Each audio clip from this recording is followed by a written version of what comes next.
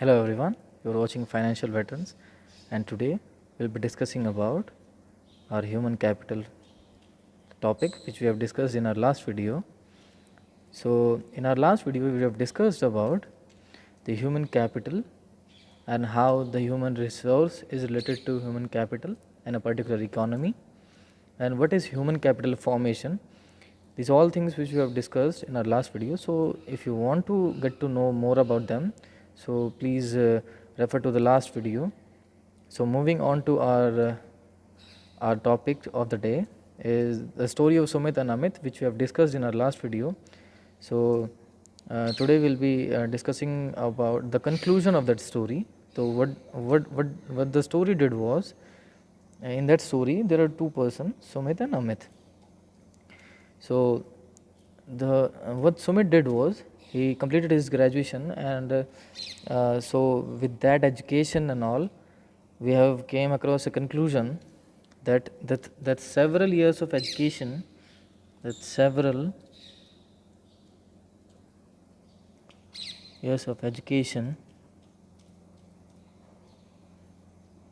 right? The several years of education which he did added quality of labor, right? For example, if Sumit did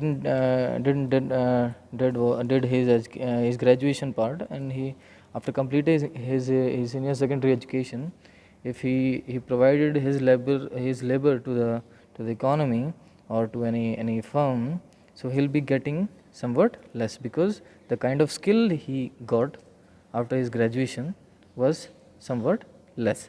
So he, after his graduation, he requires some more, he acquired some more skills, right? So after acquiring some more skills, so those several years of education provide quality of labor. So now his salary is improved, right? So next, in the case of Amit, what Amit did was, after completing his matriculation, right? After completing his matriculation, he dropped out of school, and he started working at agricultural farm, right? Agricultural farm. So there his skill were quite less than compared to Sumit. So the kind of labor or we can say his income. Okay, let's write it here. So his income which he gets after his work or contribution to the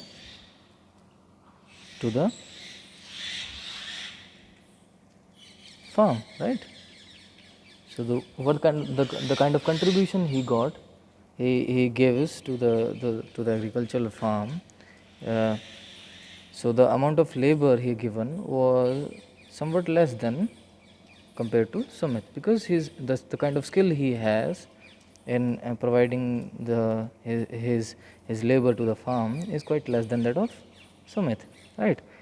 So we can add into that, right? So we can say that by getting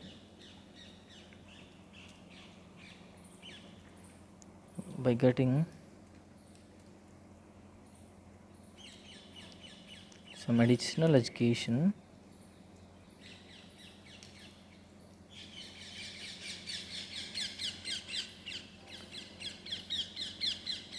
amount of labor quality can increase, right? And it will increase the income of the person who is doing the labor, right? So this was the thing which I want to discuss with you about the story of Sumit and Amit. So I hope you kind of enjoyed the story as well, and the kind of thing which I want to discuss with you all about the skill and the importance of education and getting the skill is important in improving the quality of labor, right? So, uh, so the investment in education. So, with the help of that story, we can conclude that so the investment in education and healthcare, can give high rates of return in future, right? Like in the case of Sumit. So, so, uh, uh, so in case of a child too,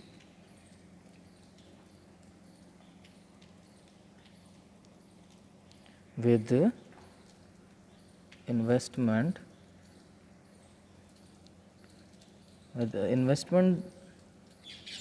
made on his education and health, right? So the investment made in the education and the health can yield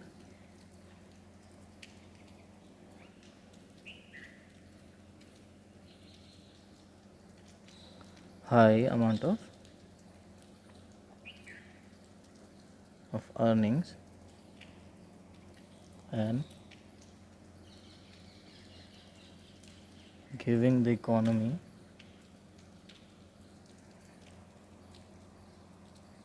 the kind of skill,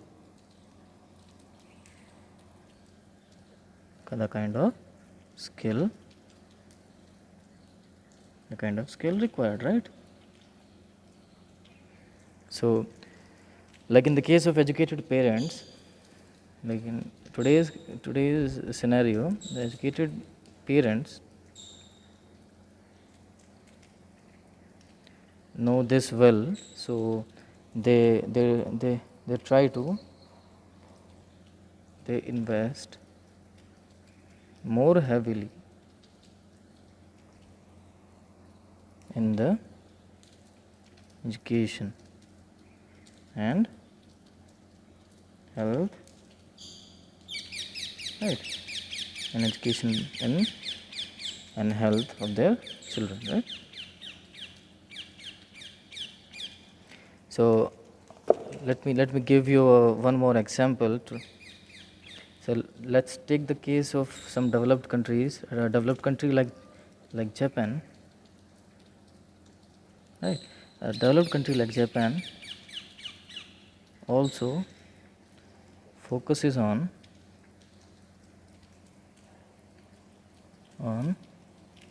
educational skills, right? Education skills and health of their citizens, right? That is why, I mean, let me tell you about the geography of Japan. Japan is a country where there is a very challenging geography there. I mean, every single year there are many you can say natural calamities or disaster. So their economy is a bit affected with that, but they have invested in their citizens well. So with the help of their skill, they can develop it back, right? So this is the kind of importance. Of education and health, to give the economy the kind of skills that are required to produce the kind of goods needed in a particular economy or a country, right? So let's move on to our next topic now. Okay, so next topic is economic activities by men and women, right? So in our let's take the case of the story of the Sumit and Amit, so that we can understand it a bit well, right? Because we have discussed this story well, and the kind of intricacies of skill and the education we have discussed there, right?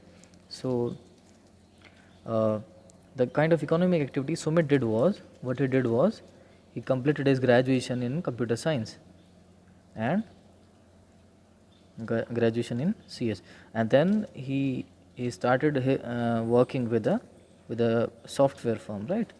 So he software firm, software developing firm, right? So a software developing firm did with this firm, he provided his labor, and the kind of labor he has given after completing graduation, the quality of his labor has improved, right?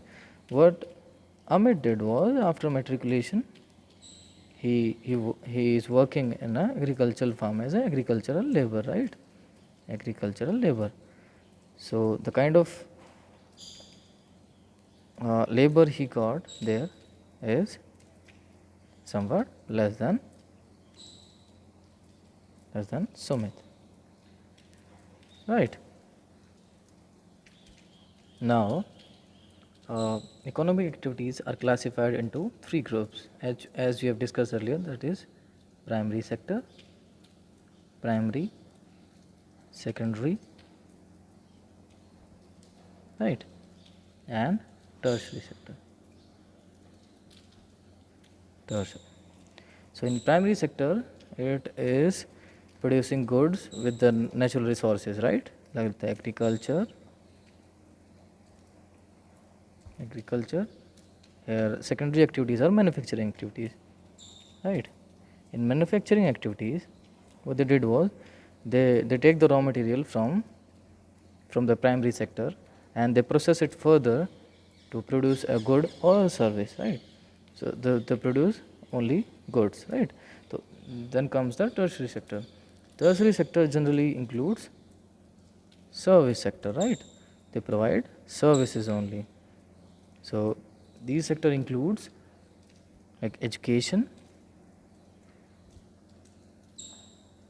health, transport, etc. Right? These are the classification of economic activities as per the sector. Right?